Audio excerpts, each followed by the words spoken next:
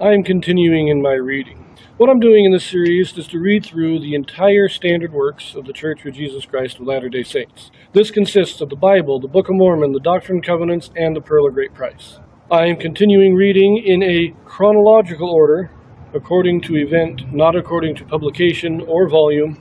So I'm skipping around a bit as I move along. So we are continuing in the Gospels again.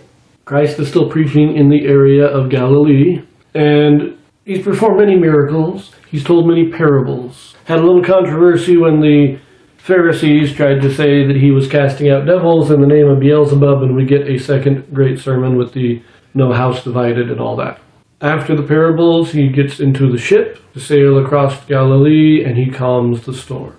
In our last reading, he just got to the other side. He's now on the eastern side of Galilee, and he cast the devils out of the man and into the swine and all that, and that we read in Matthew.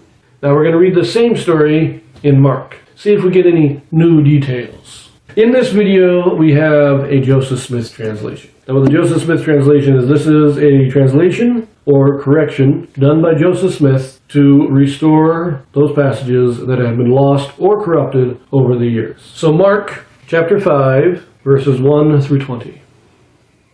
And they came over unto the other side of the sea, into the country of the Gadarenes. And when he was come out of the ship, immediately there met him out of the tombs a man with an unclean spirit, who had his dwelling among the tombs, and no man could bind him, no, not with chains, because that he had been often bound with fetters and chains, and the chains had been plucked asunder by him, and the fetters broken in pieces. Neither could any man tame him.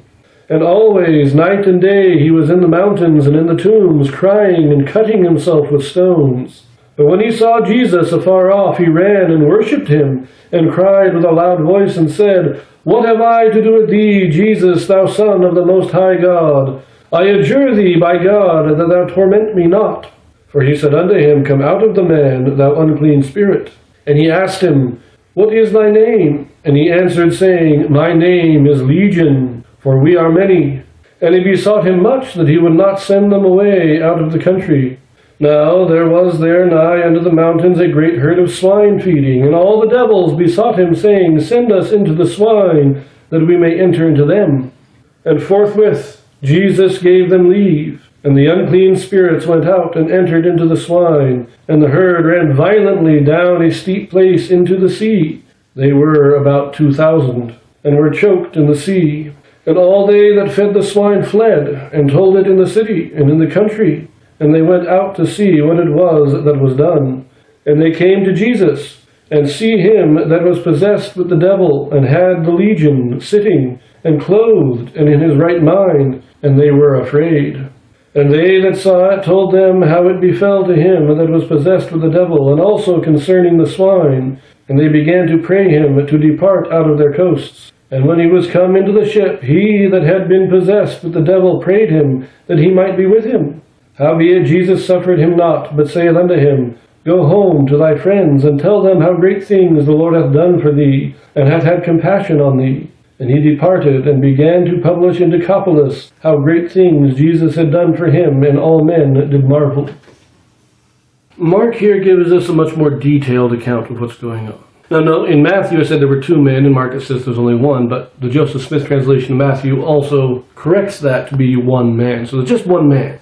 But we get a description of this man here. The devil possessing him gives him the strength to break chains and burst ropes. Nothing can tie the man down. And he's constantly just roaming the tombs, which again, I think this is the craggy rocks and caves, and he's just wandering through them, wailing and crying and cutting himself. Now, is he picking up stones and actually cutting himself, or is he cutting himself by accident, stumbling around in all the sharp rocks? Not quite clear here. But either way, he's doing himself significant harm. And it seems the people around here did care for him because they kept trying to restrain him, to prevent him from harming himself, but nobody could. When Christ comes, the devils recognize him. And you know, there's some oddities in the way this is written, because we get it almost exclusively from the man's point of view, and we're told he's doing this, and he's doing this, and he's doing this. Oh, and he did this because Christ had done this first. And we get this, and it kind of makes it a little confusing at first. You got to parse it out.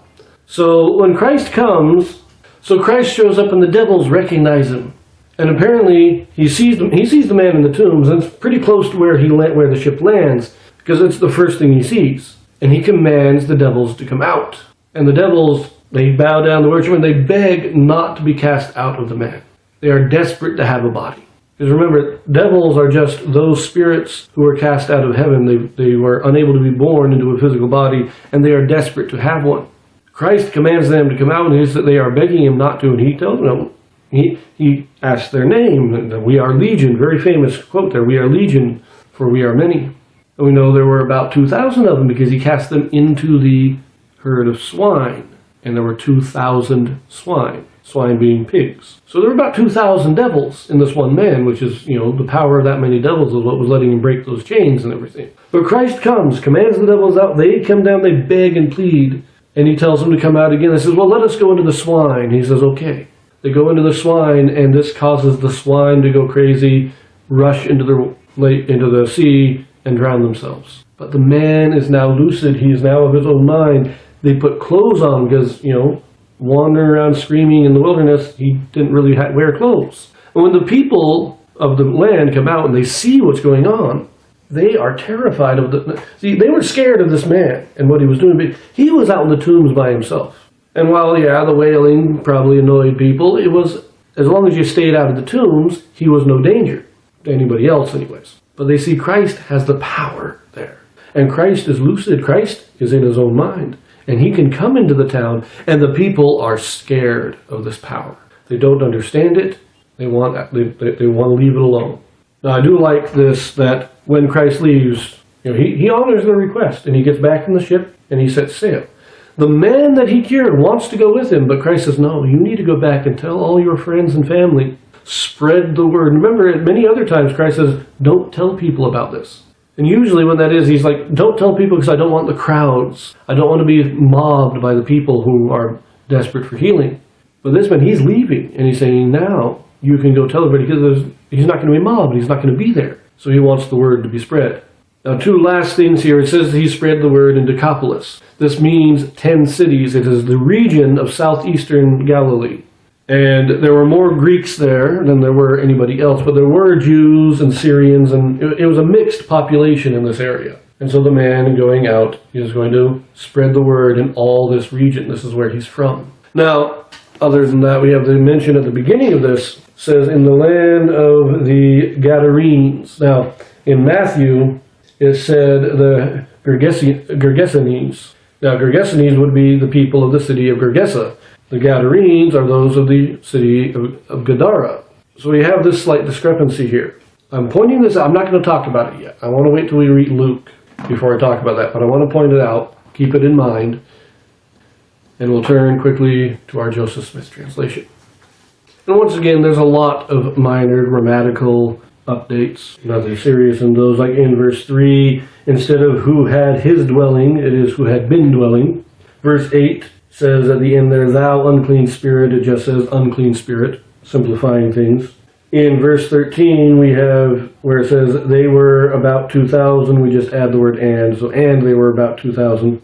Minor clarifications. But I do like this in verse 9. Let's step back to verse 9 where it says, and he asked him, what is thy name? We have this correction. And he commanded him, saying, declare thy name. So this wasn't just Christ giving a polite request. Christ was commanding him to declare his name. This is not just, oh, what's your name? What am I going to call you? A person's name has power, which is why when we go to the temple, we get a new name. There's power in this, and that's what Christ is doing. He is commanding him to declare his name. And in so doing, he is basically saying, you are going to submit to me. I have power over you. Verse 14 is a little odd.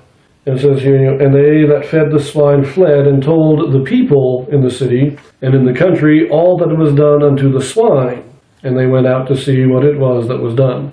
Just some clarifications. Verse 15, come is changed to came, and saw, and see is changed to saw. So again, we're just putting it back in the past tense. In verse 16, this is interesting. It says here, in the Joseph Smith translation, just says, and they that saw the miracle told them that came out, how it befell him that was possessed with the devil, and how the devil was cast out. It's a clarification and declares it to be a miracle. Not a major change in meaning, though. Now, in verse 17, it says, and they began to pray him to depart out of their coasts. The coast is made plural, but it says also, and they began immediately to pray him to depart. So, as soon as they knew what was going on, they wanted him gone. In verse 18, we have this addition here. He that had been possessed with the devil prayed him that he might be with him. In the Joseph Smith translation, he that had been possessed with the devil spake to Jesus and prayed him. So, again, minor clarification. And then in 19, change saith to said. And in 20, that last clause, and it said, and all men did marvel. We correct this, and all that heard him did marvel. Minor corrections. Nothing real profound in the Joseph Smith translation there. So we leave that here, and we will read this story one more time in the book of Luke next. So I will see you there.